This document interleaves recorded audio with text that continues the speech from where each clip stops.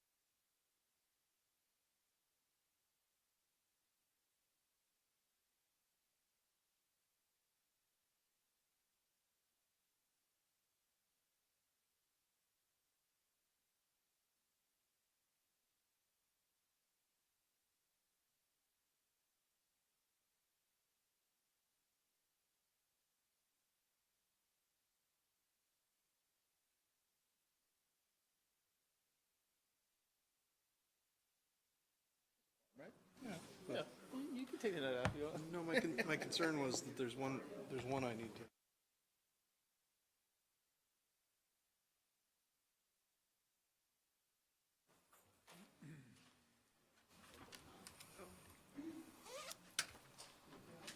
Okay, so AV is ready to go.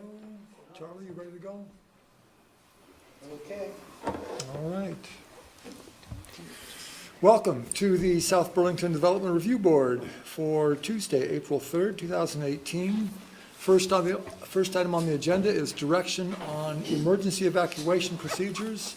If there is an emergency, you can all go out the way you came in, or we got these two doors here, and we will meet in the south parking lot, which is right behind me, straight ahead for you. And we want to make sure that everyone that signs into the sign-in sheet is there, so we can be sure everyone's safe. Chad, good to see you. Additions, deletions, or changes in the order of agenda items? I know of none. Okay. Now, number 3, comments and questions from the public not related to the agenda. Anyone have any comments or questions not related to the agenda? Hearing none. Announcements. Do we have any announcements? No announcements. Okay. Did you guys, is this like dress alike tonight? It's good. It worked well. It happens a lot, actually. Worked well, looks great. Okay, so conditional use application CU 1804 of Charles Farrell to add a 427 square foot addition to the second floor of the existing two-story house above the existing structure at 9 Pavilion Avenue. Who is here for the applicant? Who is here for the applicant? Please do. So this is a swearing. It is. Raise your right hand, please. You promise to tell the truth, the whole truth, and nothing but the truth on the penalty of perjury. Thank you very much. Please describe the project. Describe the project? Please. Sure. So we are looking to add a second-story addition to the rear of our home that already includes a one-story addition. So no increase in the impervious area, going straight up on the existing one-story addition, and have worked with Marla to understand kind of the nonconformities that exist almost everywhere in Queen City Park, but at least with respect to our property. We were here, I was here about a year ago. and the motion failed based on a 6-inch, being out of compliance for a distance of 3 feet by a depth of 6 inches, which is shown on one of these. I don't know if we can zoom in there.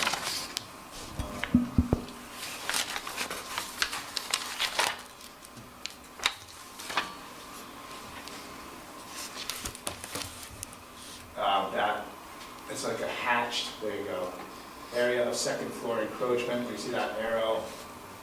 It's that little notch right there. So we have updated the design to include a cutout for the second story addition to make sure that the second story addition is in compliance with that 3-foot setback. So we are looking for a waiver because we can't achieve the 5-foot setback, but we can achieve the 3-foot setback with this cutout. That's about it. Is there anything else, Chris? You want to mention the addition to the basement? Yes, oh yes, there was a, maybe on the, you have the site plan? Second page. Doesn't show on the survey, it'll show.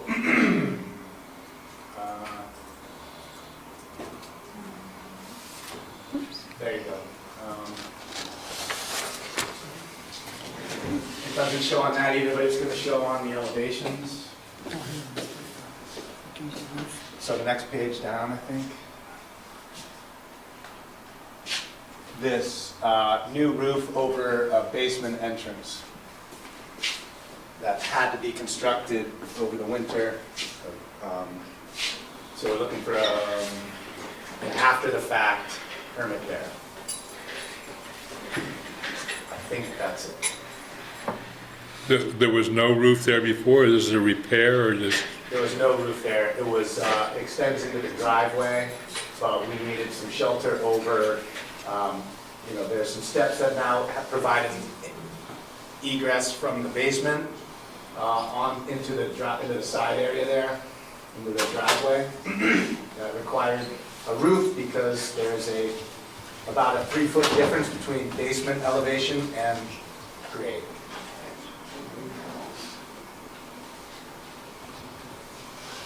So normally we step through the staff comments, and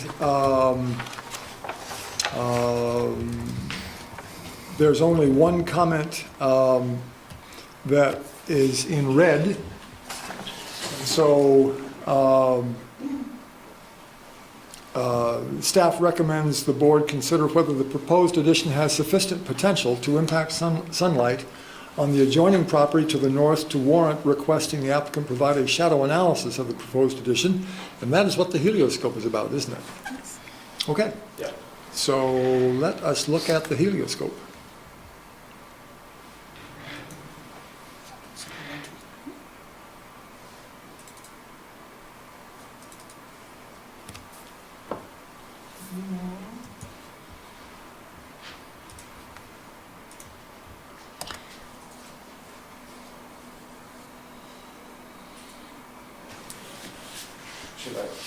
Would you like me to walk Please. through the? Please, yes. Thank you very much. Our neighbors here, Lynn and Pam, are here this evening, and this is their home at 11 Pavilion Avenue. I know that Lynn had some concerns on shading with respect to the addition, so what I wanted to do was run some analyses to indicate what that shading impact would look like on 2 different days. I wanted to look at December 21st, which is the date in the northern hemisphere when the sun is lowest on the horizon and is therefore going to cast the longest shadow. And this is using industry standard solar design software. And I think I've provided a link toward that software in the email. But anyway, so you can see this is an existing, this is the 2-story main house, and this is the 1-story addition on the back that we're looking to raise up to the same roof line, 25-foot roof line, to be consistent with the front of the house. So this is the existing shading on December 21st, between 10 and 2 in the afternoon. And so you can see there is impact on their home, on their deck, so there's already impact there. So if we go down, I'll walk you through a couple of the different scenarios. So now this is the proposed conditions. Now we've raised the roof up to 25 feet, so you see this, this shade impact, and you'll see a little bit more through here. Still covering the house and still covering the patio area. So no different. That's December 21st. So that is the greatest degree of shading that this property will see as a result of the new addition, which is fairly similar to what the previous addition is. So Can I keep going down. stop you for a sec? Sure. So the concept is, in terms of that shading, I'm over here. Sorry. Sorry.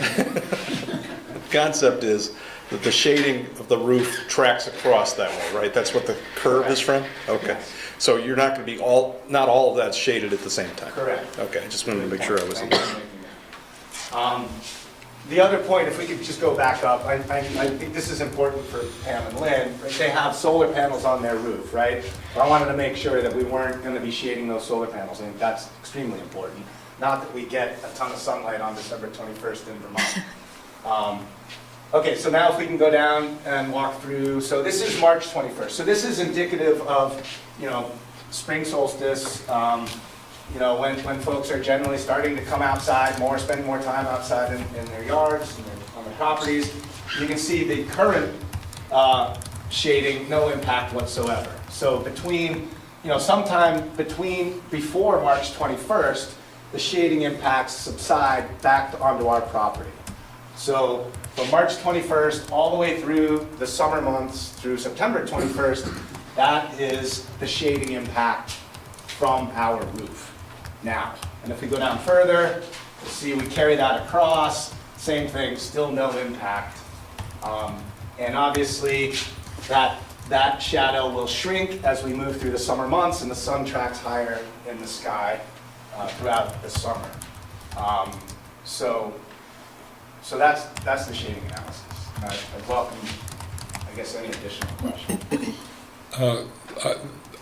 This looks fine to me. My question had to do with the little roof you added over the cellar stairs. Yeah.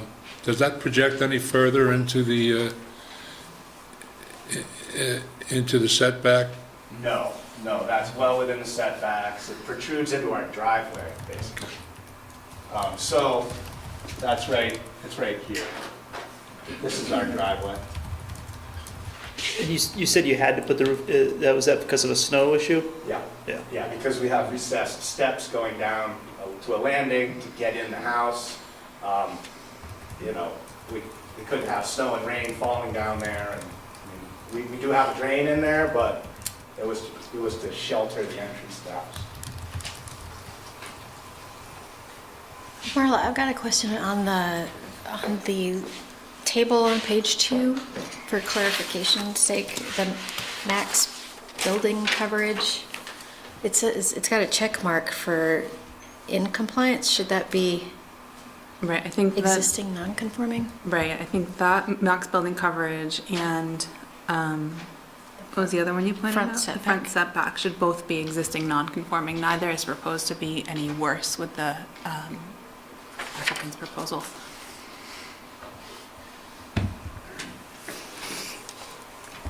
We can change those for the decision.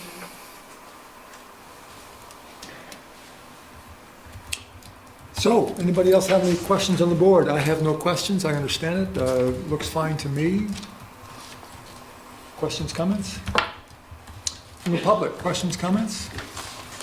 I'm just looking forward to Mavis and Chad growing up so they can shovel the shady part of the driveway in the middle of winter. Yeah, sure. Good. I'll entertain a motion to close. Move to close? Okay, and seconds. Second. It's been moved and seconded, we can close this application, all in favor, say aye. Aye. Opposed? Thank you very much. Thank you. Take care. Next item on the agenda Number 6, conditional use application CU 1803 of Anthony Settle to alter the pre-existing structure by raising the roof height of an existing two-story house, adding a covered front porch, extending the rear deck, and lowering the grade of the south lawn. 65 Central Avenue. Who is here for the applicant? Myself, and I go by Tony. Hi. Okay, hi. Come up and sit there, please. Thank you very much. If you'd raise your right hand, please. You promise to tell the truth, the whole truth, and nothing but the truth on the penalty of perjury. Thank you very much. If you describe the project, please. Okay, so there at present exists a 12 by 15 foot, let me see, it's 15 foot wide by 12 foot deep deck on the rear of the home, and we propose to extend it across the entire rear of the home, so we're going to extend it approximately 27 feet northwards. Oh, was that me? No. Oh. Okay, so, number one. Number two, we are going to add a covered front porch. I think it's going to be an additional 18 feet by 4 feet on the, you can see the northeast corner of the house. And that would go outside of the existing footprint. We would like to raise the roof to a height of 25 feet. And we would also like to, at this point, the front of the house is 1 story, and then it steps back and goes to 2 stories, and we'd like to raise it across the whole front of the house. I'd like to add an additional bathroom, and we would like to lower the grade of the south lawn approximately 870 square feet by 4 feet and add a retaining wall. And we would like to, I'm missing something. Oh yeah, so we also want to, we have a, unusual for Queen City Park, we have a plethora of parking spaces, and we would like to, I just want to use a word. So we would like to reduce our impervious space on the property, and yeah, and I think that, I can't recall the exact square footage, but it is, well, actually, it's right here. If I can, this makes it a lot easier. So it would be this area right here. And as per regs, we would plant vegetation or grasses that would not be mowed in that area, since we're replacing impervious.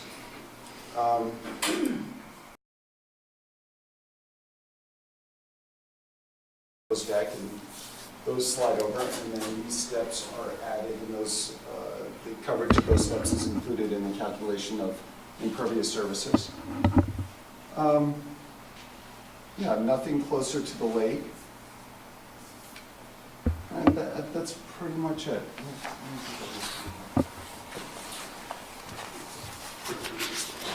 Okay, and unless anyone has any questions on other items, I'm going to go directly to staff comments. You've seen staff comments? I have, yes. Okay.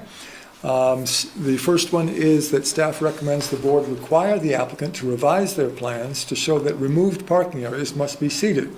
So just to show on the plans that you're going to do what you just said you were going to do. So I actually resubmitted the landscaping plan yesterday and provided an electronic copy. And so it shows, I had spoken with Marla earlier, and she went over the comments with me, and there it is. It is now updated to reflect that comment. Great. Any board members have any questions or comments on that? Next, staff comment. That's it. Is this non-conforming in any way, Marlon? Side setback, waterfront setback. Coverage? Coverage is complying. Waterfront setback is existing non-complying. Side setback is existing non-complying. No new non-conformities, none of the affected elements of the project are non-conforming. Okay, and he said the footprint was being extended by the covered porch. That does not create a nonconformity either? There's plenty of room in the overall coverage and in the building coverage, both. And there is a second staff comment, which was hiding in my little PDF program. Staff recommends the board include the criterion of placing or storing of cut or cleared trees and other vegetation within the stream buffer is prohibited. So, And so I discussed that as well, and we have no intent on cutting any trees. It's actually prohibited to cut trees unless they're diseased. And but we would, were that to happen, there are none that we're thinking of doing that to. We would remove it promptly, and there are approximately 8 small bushes that'll be removed, and I will most certainly load them into my Honda Element and truck them out to the South Burlington dump promptly. okay. And that is it for staff comments. All the other staff comments about criteria being met seem fine to me. Others, board comments or questions? Comments or questions from the public? Hi, my name is Dave Gertman. I'm on the Prudential Committee of the South Burlington Fire District, number 1. We are abutters on both the north side of the project, there's a parking lot, and then on the south side of the project, there's a green space, and we're just here to learn about the project and participate in the process, but don't have any comments at this point. Thank you. Yes. Hi. I live in Queen City Park and am an abutter just by way of living. And would you please identify yourself? Oh, I'm sorry. That's all right. My name is Lynn Vera, Thank you. and so as a resident owner of Queen City Park, I understand that because the firehouse and the parking lot are co-owned by the residents, that we all sort of have abutter status. And my view is from across the park. And my concern is just a little bit of, I think, a disingenuous presentation of addition of second floor, extending a deck, and closing in a front porch, and lowering the grade. I am aware of all of those pieces, but we're really looking at a total tear down to the concrete pad. Everything of this historic house will be gone. So as a resident of the park who appreciates the history of the park, and in looking at the non-conforming architectural design, I just felt I would be remiss if I didn't ask the board, in places in South Burlington that may not have historic protections, I know that it may be beyond your purview, and certainly beyond mine, to ask Anthony to change the design, but I am concerned when relative newcomers have not an appreciation for what might be impacting people who came before them. And I just want to share that. I feel that the design as it is in this drawing, and I'm hoping that Tony and I talked the other day, I am hoping that windows, color of siding, things that could make a less wall-like impact looking from across the park or as you pull into this amazing neighborhood, to not be hit by a wall of dark wood, but perhaps invited, as we are currently, to see the lake and the sky through windows and reflected off. I know we're going up, and I know we're going out, and I know we're having the deck come all the way at a higher rate than is there right now. The major view between the end of the building and the garage will be impacted by that deck. Were we also lucky to have that amazing property? It is wonderful, and I understand wanting to fully see it. But I just really want to encourage the board to think about people who don't own but are directly impacted. I brought lots of photos if you're interested in having them. This increased height is within the height limit for the district? we have no historic preservation binding regulation that affects the property?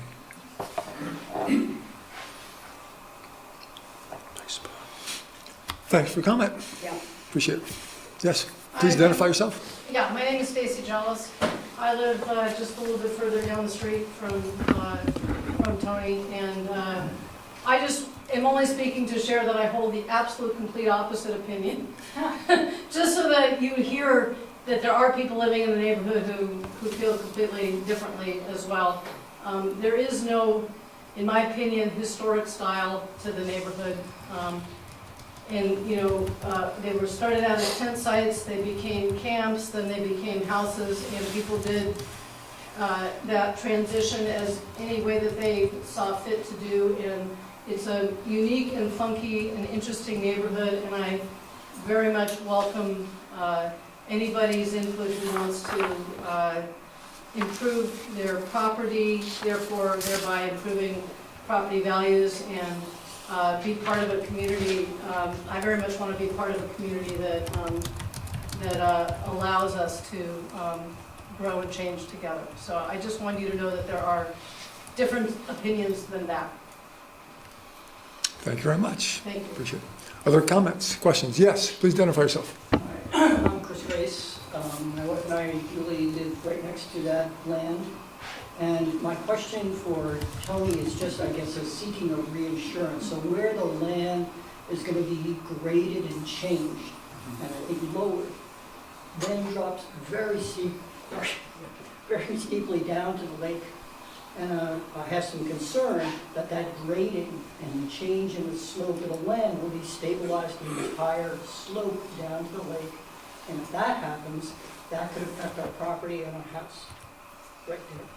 So I don't know if that will happen, but just looking at how steep that land is, and if that starts getting destabilized, that could cause some serious trouble for Tony's house, but obviously our condo complex, it's right there, we need condo. That'd be helpful. So if you could just walk through, I'm sure you've had civil engineering done on this. So in two phases, the second that's happening tomorrow. And Chris, I consider that to be absolute, where are you, Chris? There you are. I consider that, oh, please sit down. I consider that to be absolutely valid point. So I engaged civil engineering associates to evaluate and do my erosion control in addition to doing the existing site conditions and proposed site conditions. And they created a plan to address the disturbance of the soil and erosion prevention. However, like you, because I live on the top of that bank and I'm also concerned, I've also engaged SW Cole, who are geotech engineers, who are going to do bore samples to evaluate the stability of that area. And I will follow their recommendations. I welcome sharing their findings with you. You and I are in the same boat of that. I would love to lower the grade, but if it's going to adversely affect the slope, stability of the slope, then I wouldn't do it. Just out of curiosity, what would the point, what is the desirable aspect of lowering the grade? There are two. The main point is to have light and views in what is currently a dark basement. And right now the grade is halfway up the basement wall. The other is when we are unfortunately going to have to put in a new foundation due to deterioration of the old one. So we'll have to do some excavation there, but that could always be backfilled once that's complete. So to more precisely answer your question, it would be for light and for views.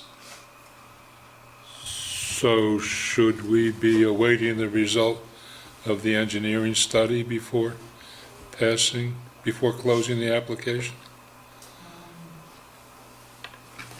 Seems like a fairly significant, I mean, the applicant is acknowledging. So That's the change would be that you wouldn't change the grade and you would just do no retaining wall and the grade would remain as existing? Correct. Can we do that administratively as a site plan amendment if he needs to get rid of that retaining wall and retain existing grade? I'm not sure that he would need approval to do that. The approval is basically because it's reconstructing the house. The retaining wall is not,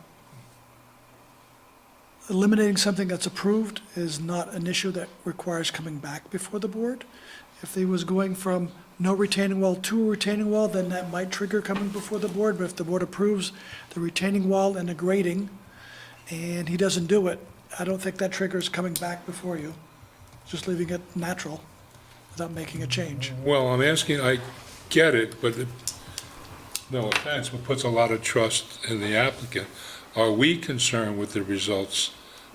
And if it's an issue, are we concerned with wanting to know what the engineering results are? I don't believe there are any provisions requiring the board to have this engineering information. You're not approving the engineering of the building, of the soil.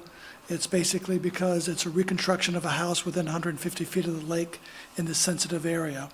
So the board has never asked for that information in the past that I'm aware of.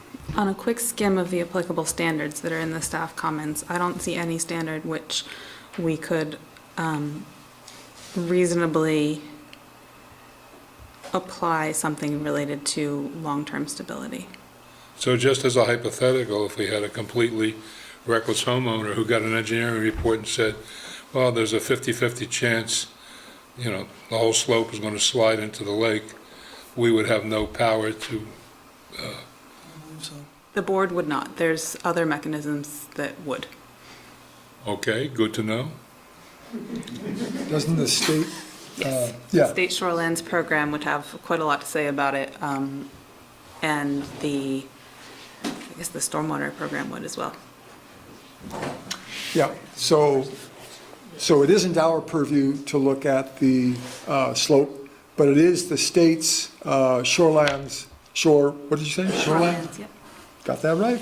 Shoreland's prerogative to look at that and authority to look at that. So, and as has been explained, there's no interest in harming his house or your house. So, but it does depend on good engineering. Go ahead, yes. I mean, this comes under the rubric of the best laid plans of mice and men.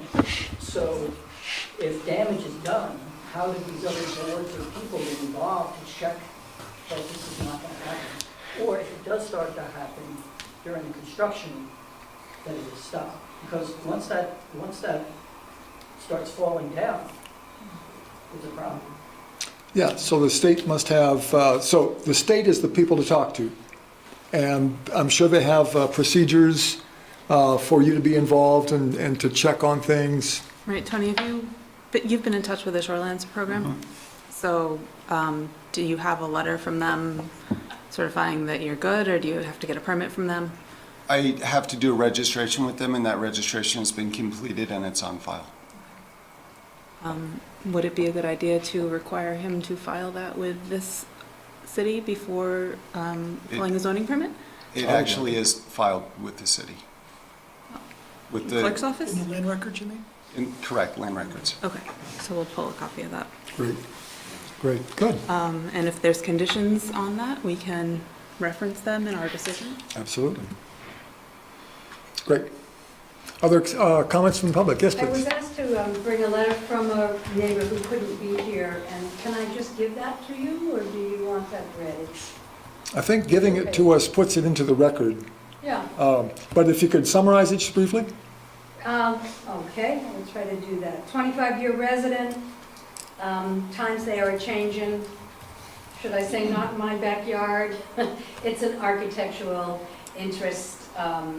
Let's see, tradition of history, caring for the land, sense of place is being lost. I expect when a home is to be torn down and a new edifice follows, it would incorporate perhaps, and he says some of perhaps his personal opinion about wood shingles and siding and things.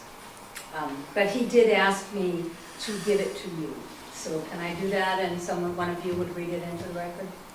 Yep. Okay, I'll do that. Thank you. Thank you very much. We won't read it into the record, but just by having However it. you do it, there you Exactly. go. It'll be part of the Very minutes. nice. Thank you. Thank you very much. Are there comments and questions from the public, please? Yes, please identify yourself. I'm Steve Crowley. I live in Queen City Park also, and I've been there for 34 years. And I guess my comment is about the sense of whether this really qualifies as a historic kind of a thing. There was a big inn there a while back in the, I think it was the 40s, it burned down. And this house replaced that. So this house is on the site of the old hotel. So that right there limits how far back that goes in history. But I guess the more important point to me is that the whole neighborhood has changed quite a bit over the last 34 years. Many of the houses down the main drag in Queen City Park have been renovated extensively. Most of them, I don't know about most, but probably half of them anyway, look quite a bit different than they did at one time. There's a greater appreciation for lake-facing glass, for example, that wasn't there 34 years ago. A greater appreciation for glass that doesn't rattle when the wind blows also. But a whole lot has changed.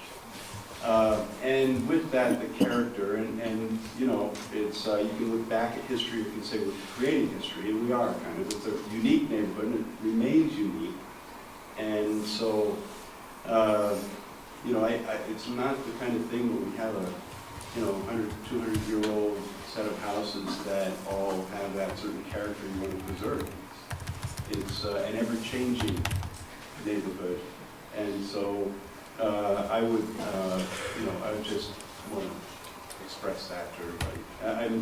I have a feeling that history isn't in one of your considerations here, but if it were, I think that it's an ever-changing kind of place. So, Okay. I think that it's a tasteful design, and so Thank you very much. Appreciate it. Other comments from the public? Hearing none, entertain a motion to close. Move that we close conditional use application CU 1803. Second? It's been moved and seconded to close this application. All in favor, say aye. Aye. Opposed? Thank you very much. Likewise, thank you very much as well. Take care. Next on the agenda, item number 7, continued preliminary and final plat application SD 1806 of Minot Larkin Partnership LLP to amend a planned unit development consisting of 210 residential units, a 60-unit multifamily building with 17,976 square feet of commercial space, a 20,000 square foot movie theater building, 1,000 seats, a 22,500 square foot restaurant medical office, a 3,500 square foot restaurant with drive-through service, and a bank with drive-through service. The amendment consists of constructing a 4-story, 47-unit residential building at 115 Fayette Road. Who is here for the applicant? Hi, good evening. My name is David Roy with Weeman Lamphere Architects, and I'll be presenting information on the project. And as you've stated, this is we're here to address 2 specific issues, one of which was left open and one of which was a little ambiguous at the last hearing. So to set the record straight on those 2 items and finalize the application. One item was, I stated at the last hearing that the street lights in the parking area were to be 14 feet. In an effort to get them more to human scale in that area. They are actually proposed to be 15 feet to match the adjacent properties which are being developed. So all the street lighting will match fixture type and height throughout that entire development, the PUD. Can you say that again? Sorry. Yep. The parking lot lights are proposed to be 15. What about the street lights? No, the parking lot lights that we're proposing in the rear parking lot of the micro apartments. So the project is proposing both parking lot lighting and street lighting. That's correct. There are 4 street lights, that'll be the city standard, and then we reduced the parking lot lights to 15-foot pole lights to match the parking lot lights across the road. Thank you. And the height of the street lights? It's the city standard, 15. 15. Okay. So we have, there's also going to be a 3rd light pole required because they're shorter than originally proposed. And we'll have site plans and photometrics for you. We have hard copies of that today. We do not have. What's that? I just got them Yeah. 2 hours ago, so. So we can provide you electronic copies as well. And another item which we want to address, which the staff asked us to address, was the width of the entry drive into the parking area for the micro apartments, and dividing it and separating it from the adjacent parking structure approach. And we have gone through and developed a concept which does that. I don't have a pointer. Is it okay if I just get up and Please. walk around? Yep. So we have, as you come down off of Fayette Road, you have the entrance drive to what is the Palestine Theater. And we are going to reconfigure, it is currently a very wide open cut from here to here, entering into this parking lot area and into the parking structure. We would like to divide that so that we have a standard 24-foot width entrance into the parking lot and exiting from the parking lot onto Fayette Road, and then a separate ingress only into the parking structure under what is the Zen Gardens right here, 57 Fayette Road. And that road, that entrance, is directly opposite the right-hand lane coming out of the Palestine Theater. So operationally, if they're leaving here, they could move straight through, or people could come in this way, down Fayette Road, and enter into the parking structure that way. The exit for the parking structure is on the other side, and they would come out here and exit back onto Fayette Road. So this is one entrance, and then we would come down here and extend a radius. Actually, we're gonna actually provide more pervious. Is it pervious or is it gravel? It'll be grass. It'll be grassed. So there's more pervious surface here that is currently paved, and we'll modify that radius to enter into the site. And we're actually proposing to keep this radius pretty much the same, and I believe it's a 17-foot wide radius, and we want to keep it to that extent to allow emergency vehicles to navigate in and out of that space. So I guess I'll leave that to any questions that you may have. Just one comment for the board. The driveway that goes to the movie theater right now is a future street planned on the official map. So that's part of the reason for this reconfiguration of having the driveway align with it. So going back to comment number 1, does anyone have comments? Is staff okay with 15 foot all the way around?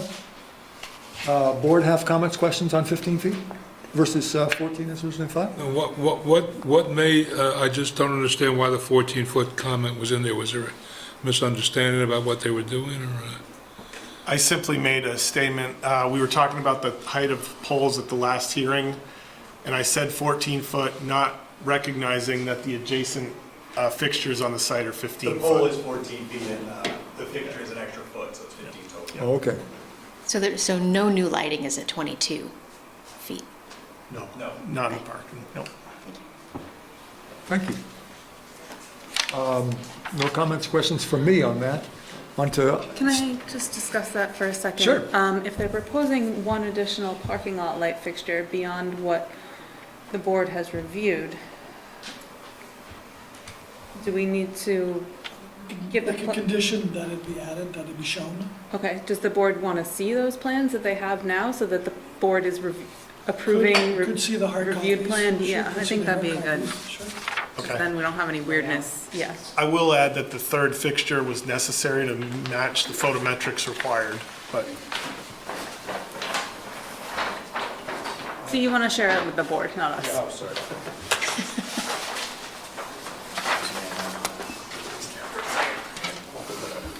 Thank you. So the third light is going to go here. And I have the photometrics study as well. Showing that we're finding all the light levels.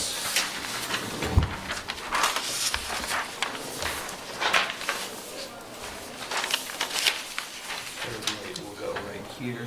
These two placement, there's the third. entrance. So basically at the corner at the entrance. Yeah, it's Yeah, a sweet. very logical spot. There's the photometric copy. We'll keep it, yeah. Electric? This is extra paper from my perspective. Thank you.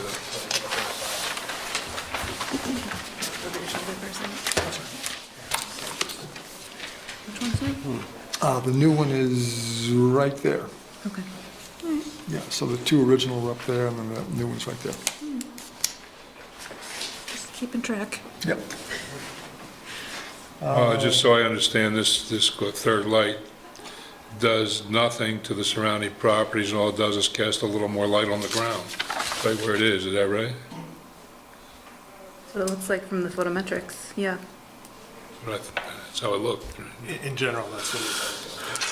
There's some very low light levels as you come out of the parking garage. As you're making that swing around, there's 0.02, or 0.2, 0.2, 0.4. I mean,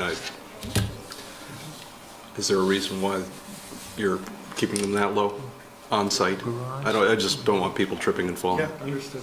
The lighting rep that said that these are to the standards that he usually works by. Where are you looking, John? Right here.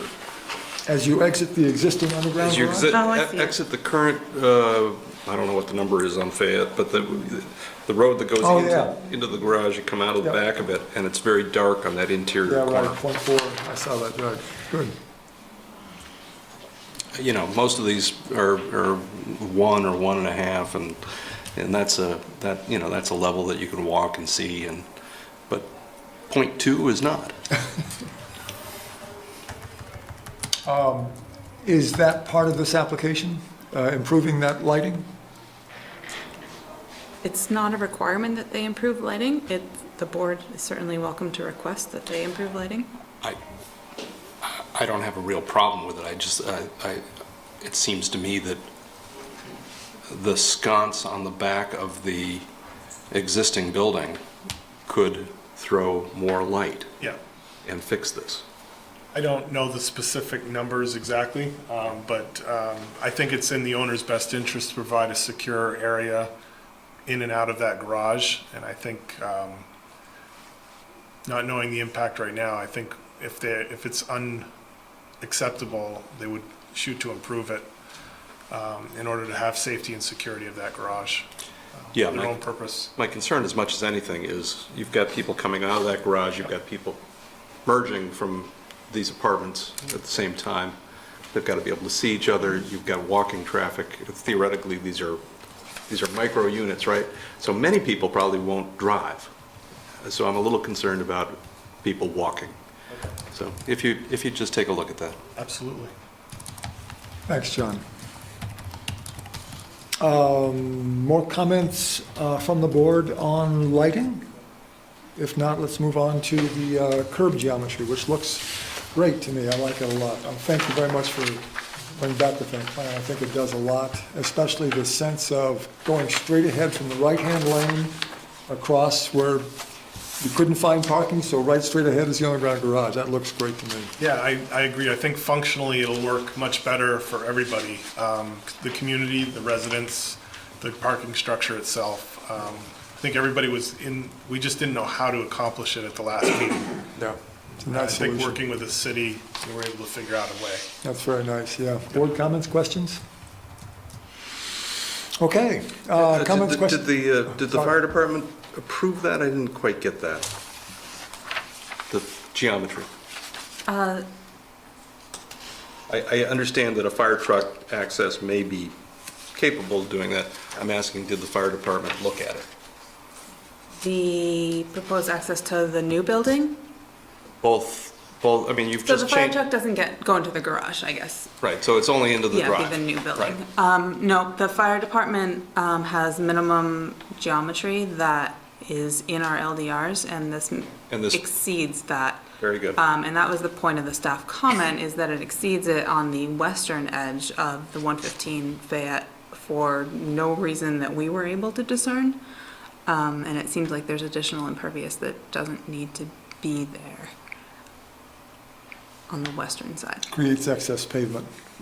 It's actually the existing curb cut. On the west side, the existing curb cut is intact, as well as the pavement that's there. So we're actually just not modifying that western Right. This is radius. Right. What's the condition of that curb? Is it gonna be able to actually be retained? I think so, yeah. Yeah.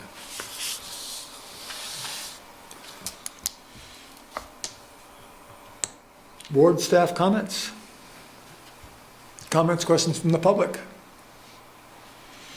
Hearing none, entertain a motion to close. Move that we close continued preliminary final plat application SD 1806. Second?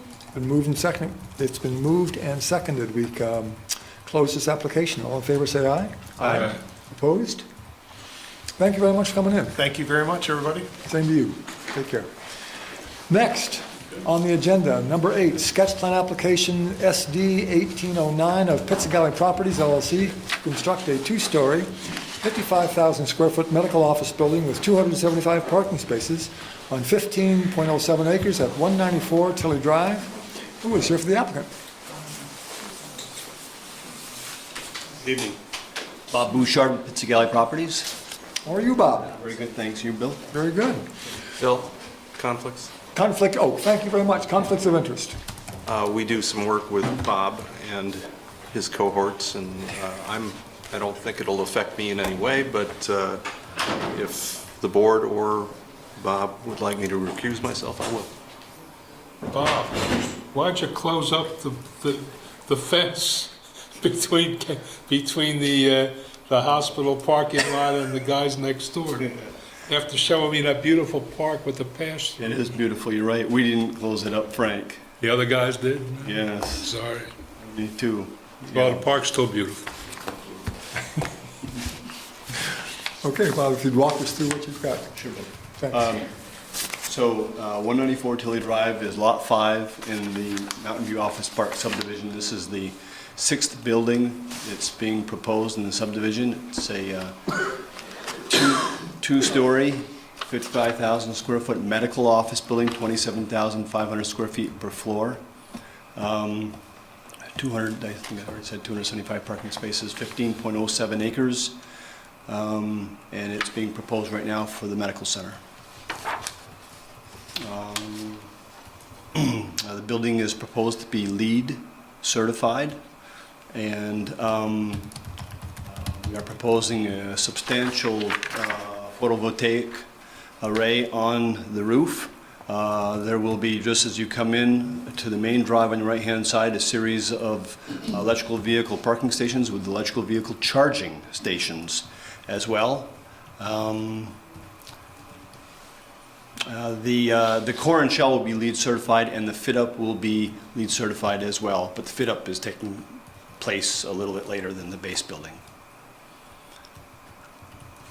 That's all. Obviously, we're here for sketch review, and what I really was hoping to do is just, I know it's not technically a formal approval, but just get the board's thoughts and consensus on the plan before we moved on to preliminary review. And obviously, there's an extensive amount of additional design work that we're going to be proposing under prelim. And so if board has no other comments or questions, or staff has no other comments or questions, I'd like to just move into staff comments. Questions? So the first staff comment is how the property is intended to provide visual and physical access to open space. So previously, we actually had the building position where it kind of had its back to the adjoining building, 192 Tilly Drive, which is another medical office building that's occupied by the University of Vermont Medical Center. And so we flopped the building away, so the buildings now kind of look at each other. They have a nice connecting walk, and the building also now connects to the with an extended sidewalk to the rec path.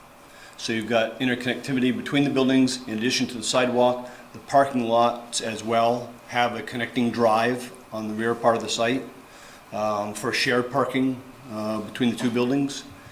And that's it. I'm not sure if that addresses your question exactly, but. Was staff looking for, like, I don't know if, I think this is north. Were you looking for connectivity to the east, like to that, or is the interstate in the way? Isn't that the digital, the whole community drive off to the right? Right, correct. Technology Park is here. So what we've done, obviously this is a class 2 wetlands, so we're staying out of all of that. There's zero impact to the wetlands or buffers.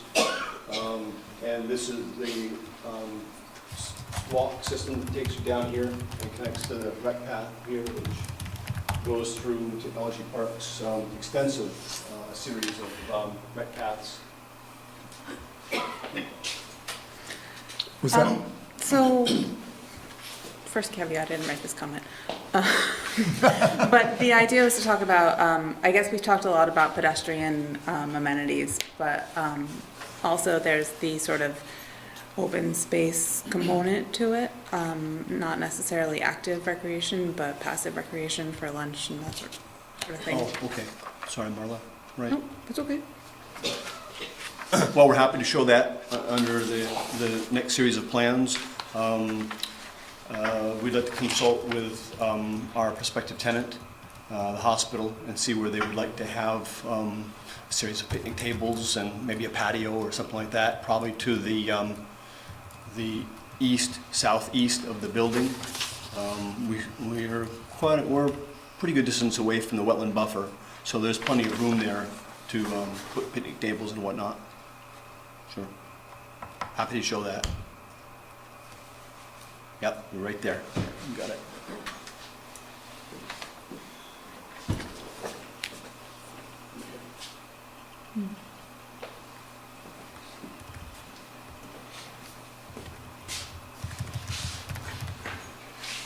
Board have comments, questions on that response? As long as you have the parking lot up there, I mean, it's enormous. Right, yeah. Let's go to comment number 3 now.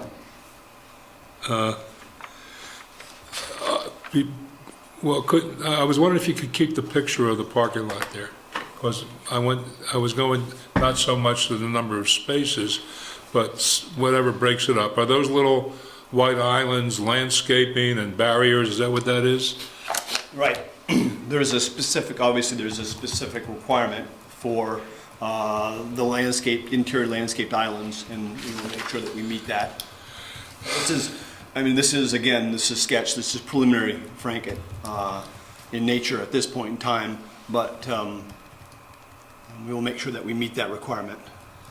Well, yeah, if that's all the requirement is, my instinct, at least as I apprehend it right now, it just doesn't look like enough to break it up. There's a requirement that they provide at least 10% of the interior of the parking area in green islands of minimum sizes specified in the regulations. Does that meet the 10%? I'm sorry, you're asking me. We don't know. All right. Well, we're not at that stage yet, but obviously the intent is to meet that. They'll have to comply with that at the next stage. Maybe they could exceed. I mean, it just looks massively concrete, even with the dividers, Bob. Whatever you can do. Well, it's 275 parking spaces, 5 per thousand, according to the regulations. Well, then Bob, maybe Bill's point is well taken. We go to the next comment. Right? Yeah, number 3. Staff considers that the board has the authority to grant up to a 25% parking waiver. You have experience with a similar property at 192. Can you get away? So a 25% waiver would be like 50-ish, 60-ish off, 225, 215. No. I can't. I'd like to stay with the 5 per thousand regulations, and that's what our tenant's going to want. As a matter of fact, they'd want more if they could. Wow. It's an intensive medical office uses that they're proposing here. If you went out to 192, the building next door, you see that's the same parking ratio, and they utilize those spaces. The first 2 buildings in subdivision, 62 Tilly Drive and 118 Tilly Drive, both almost fully medical office use at this point in time. 5 per thousand parking ratio. They use them all. Yeah, I can, as a Yeah. patient at 192, I can confirm that. My question would be, is, one of the comments is a campus-like feel. Do you expect the staff will be working in both buildings? Do you expect that some of the parking spaces for the new building will be utilized by the 192? Is there going to be, or is there going to be really a separation between the properties? Well, they have the ability, Matt, to do that. Yeah. With the interconnectivity with the drives right now, front and back, I think there's that possibility. But we're right now designing this to accommodate this building alone. Yeah. I'm not sure if the board's aware, it is public knowledge that the University of Vermont Medical Center has filed for a certificate of need to purchase 2 buildings in the subdivision currently, 62 and 192 Tilly Drive. So, I just, for your edification. And it's the client for this, right? That they The are the hospital's the clients. client for this, right? Right, Frank. Well, I want to reiterate, it's just a massive piece of hardscape, that parking lot, and anything you can do to break it up, ameliorate it. Is there more land available? Well, it's pretty tight, to be honest with you. I mean, 15.07 acres, but I'd say over half of it is wetland and wetland buffer. It's a Class 2 wetlands.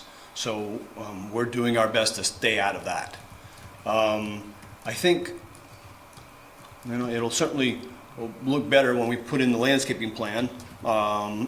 We incorporate that. There's obviously a substantial amount of landscaping that will be going in to this site because it's an expensive building. But it's it's a relative term, right? If you just look at the sheer, I've said it already, you got that point. Will any of it be bioswales to handle stormwater runoff and all that? Yes. Yeah, now, currently, there are 2 ponds on site.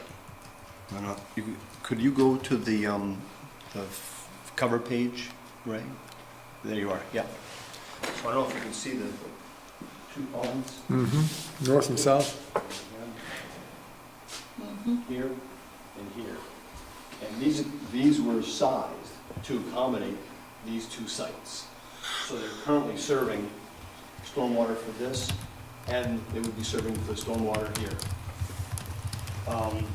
They may have to be adjusted. So I want to correct myself. We are proposing that these ponds would accommodate the stormwater. There would not be any additional bioretention areas, ideally. But we have to submit our soil findings to the state. I'm not sure if you're aware, the stormwater regulations have really changed. And they don't want these kinds of ponds anymore. They want infiltration.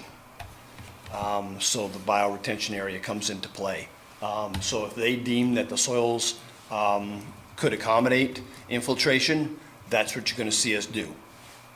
If they deem that the soils do not and cannot accommodate the infiltration, we're going to be utilizing the ponds. I know it's early to talk about this kind of stuff, but since you're adding all that impervious surface, is there an opportunity for rainwater reclamation and using that in the...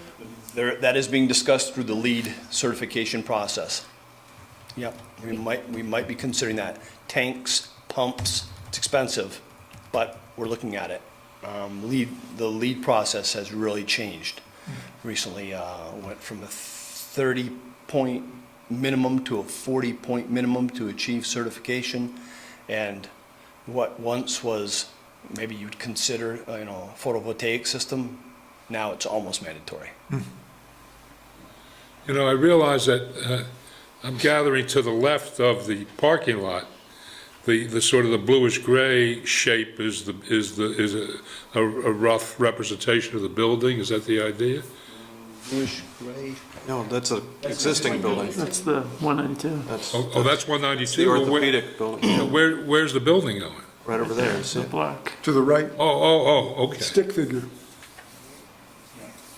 And you probably realize that the zoning regulations changed, where now we have to adhere to the current regulations, which dictate that all of the parking goes behind the building. When 192 was developed, the parking could be, some of the parking could be put in the front. And that's ideally what I would have come to you with, was the building in the middle of the site with the parking shared all around it.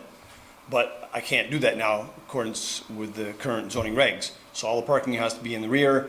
So that's why it looks like you've got that massive parking, because we're trying to hide all the parking behind the building.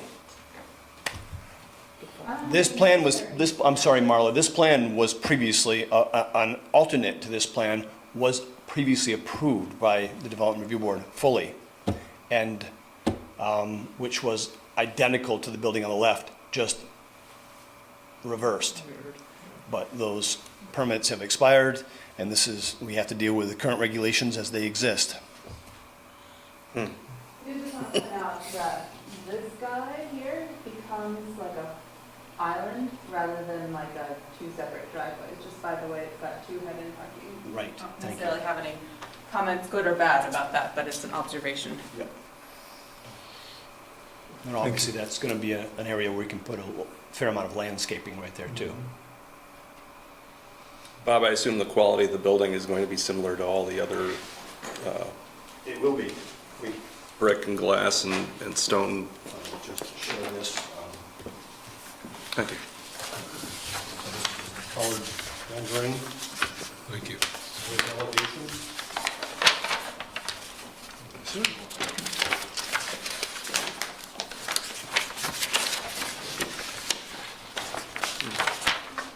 So a little bit different from the other buildings. The ends of the buildings are going to have more storefront with a spandrel glass coming down.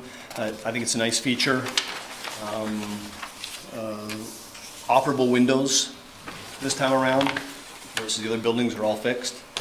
Matter of fact, 1, 2, 3, 4 of the 5 buildings all have fixed windows. So these will have operable windows, which will be nice. Yeah. I think a similar brick color, granite, that would be about the same, 28 feet tall. A little bit change, we're going to put probably the mechanical equipment on the roof this time around. Yeah, that's where we are. There's going to be a pretty sizable porte cochere at the entrance to the building, so that the tenant has the opportunity to drive underneath, under cover, to drop patients off, much like 192 Tilly Drive. Right. Yeah. You know, I'm looking at the table of, with the checked-off compliances on lot size, et cetera. Down at the bottom, it says height required 35 feet, and then you've expressed proposed as stories instead of feet. Are you within the 35 feet, you know? 28 feet, Frank. The building's 28 feet tall. Okay.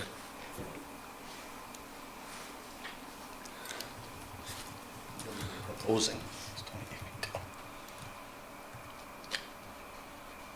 John, you had a comment, but I think you just made it. You know, my biggest comment is one about parking and the fact that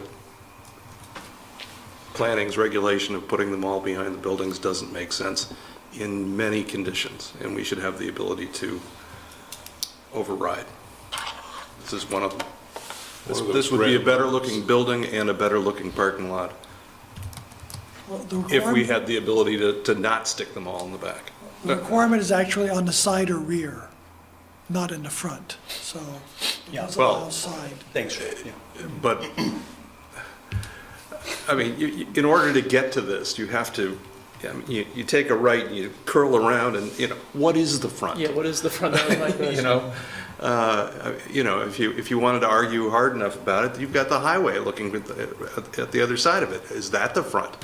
You know, I think this is a perfect example of something where a mirrored building would have looked great, and they're having to take a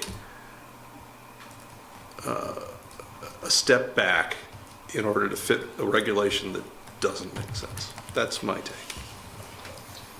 So, in our ongoing conversation with the Planning Commission about changes to LDRs, is this something that, I mean, clearly John feels strongly about it. Do other board members feel strongly about this? Should we, and of course, obviously we should get Mark bears comment as well.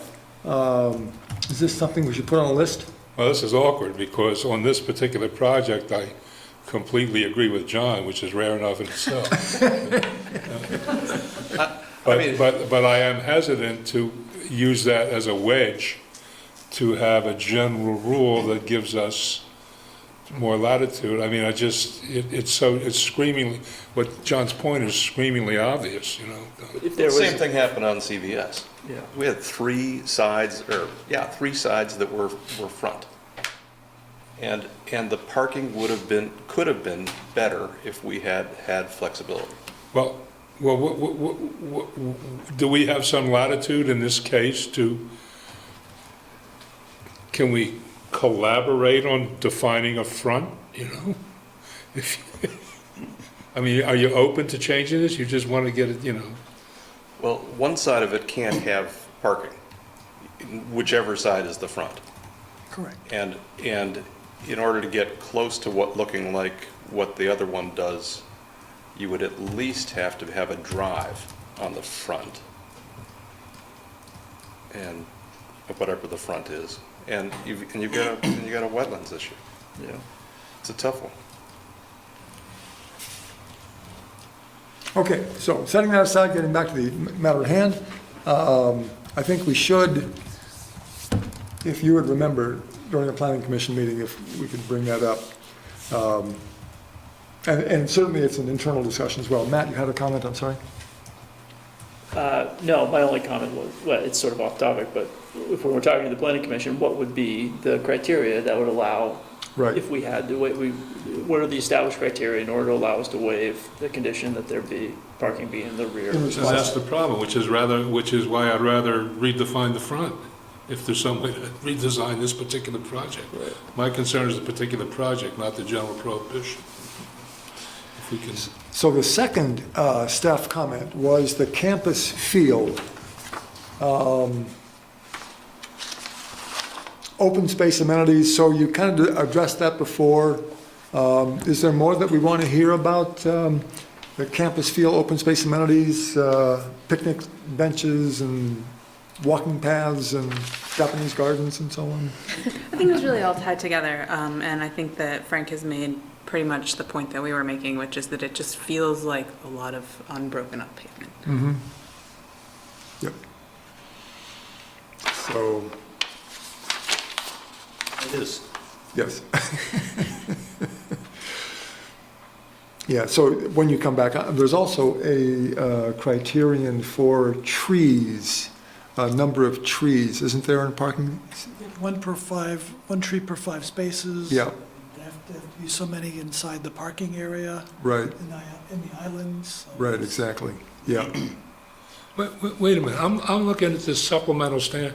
It says parking shall be placed to the side or rear of the structures if possible. And then one says parking requirements may be modified depending to the extent of shared parking, the presence of sidewalks or recreation plan. Don't we get some wiggle room out of this? there is some, but the exceptions, I don't believe this property meets all the exceptions. We can read you what the exceptions are. Well, I'm just reading not exceptions, but just interpreting the requirement. 1, 2, 3, 4. Specifically focused on if possible, right? Well, 1 says may be modified depending on the extent of shared parking, the presence of sidewalks or recreation paths.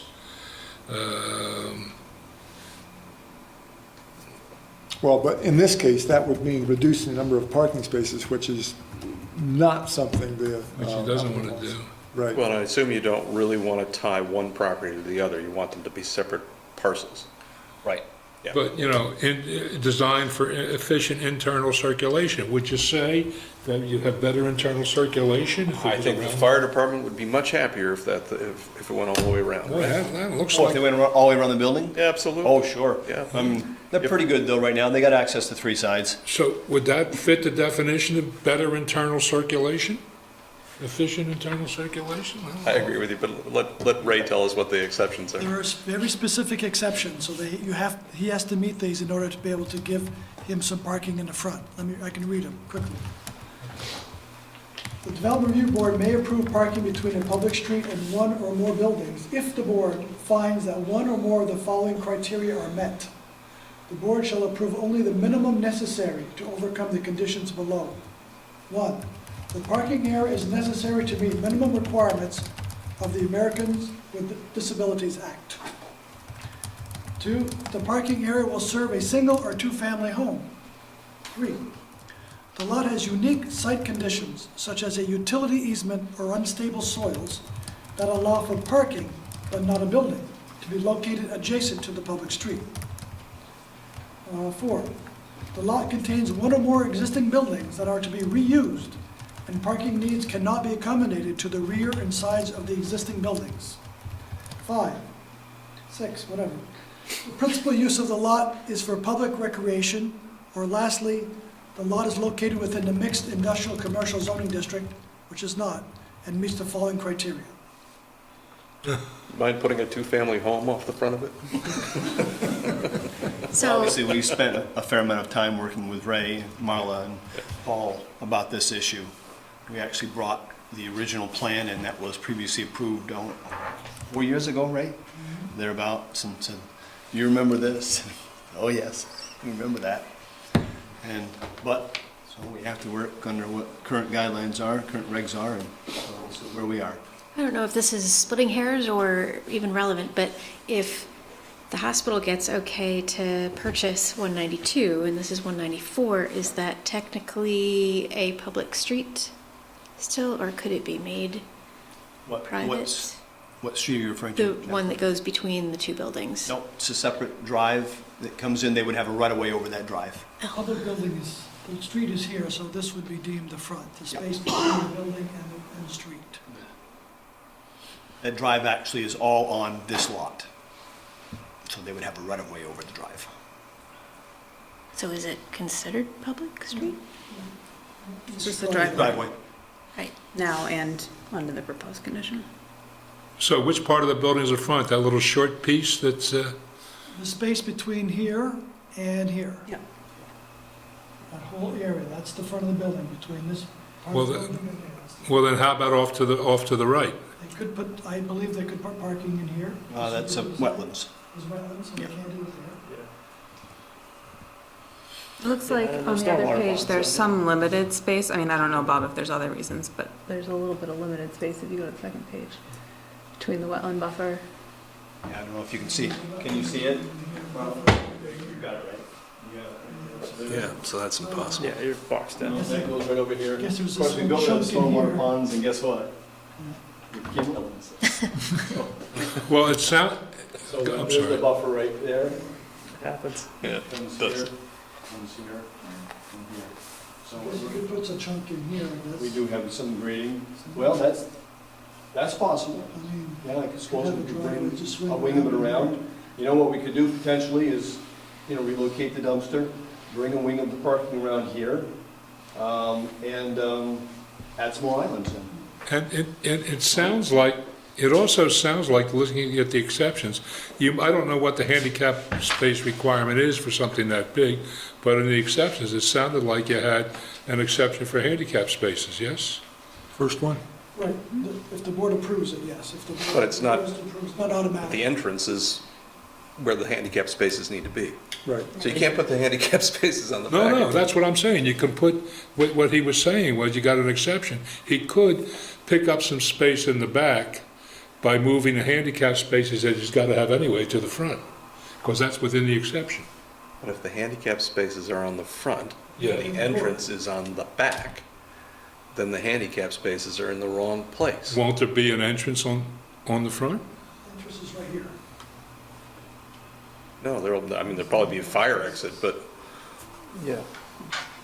How can the front not be where the entrance, that's crazy. It's like the front door that you don't use in your house. Yeah. Right. Yeah, very good point, Matt. Yes. yeah. Well, if you look at our building at 462 Shelburne Road, there's the perfect example. Yeah.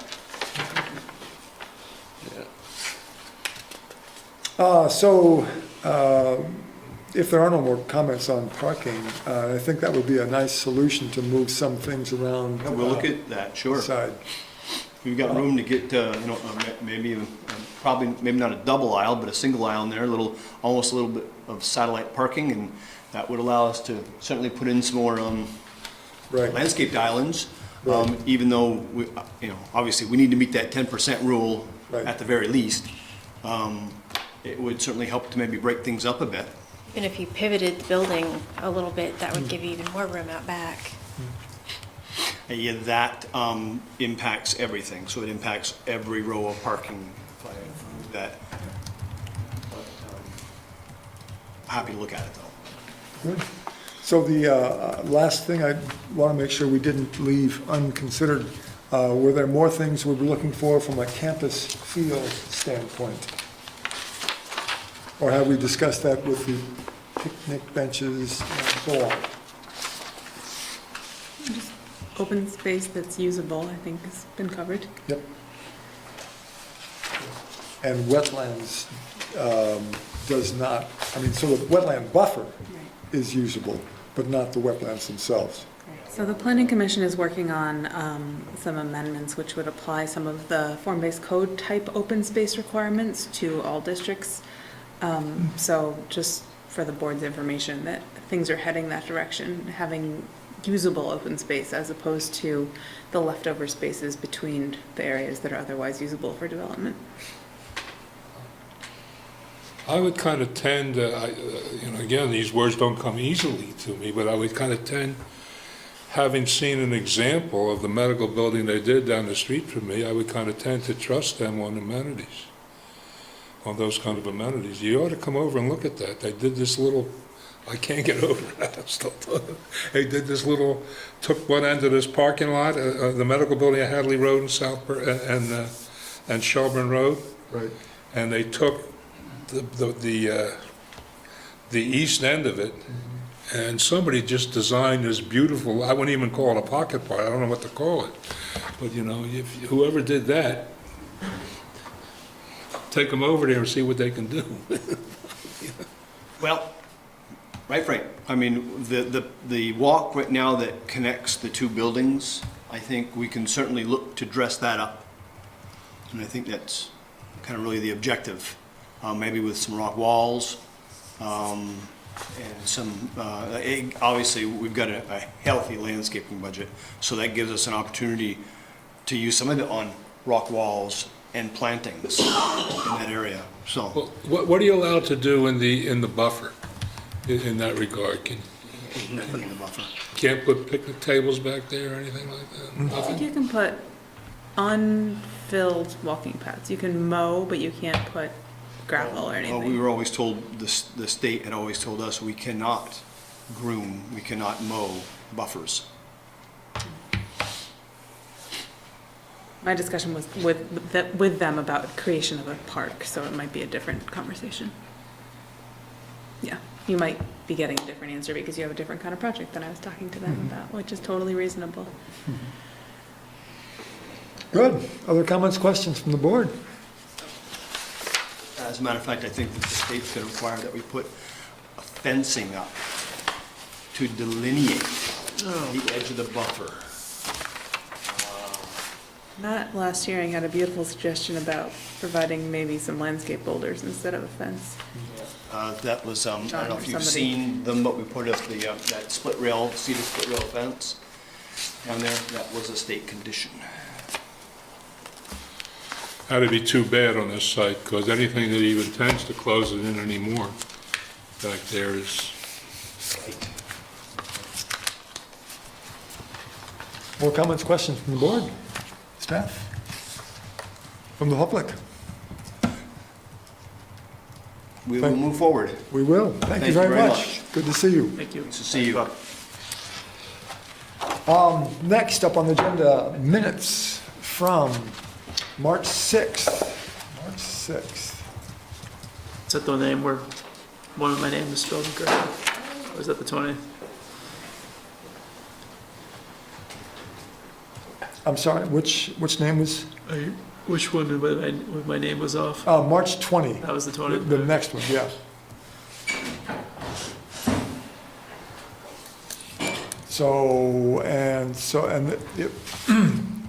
March 20th minutes, at the bottom of page 2, Mr. Cott, should be Mr. Kova.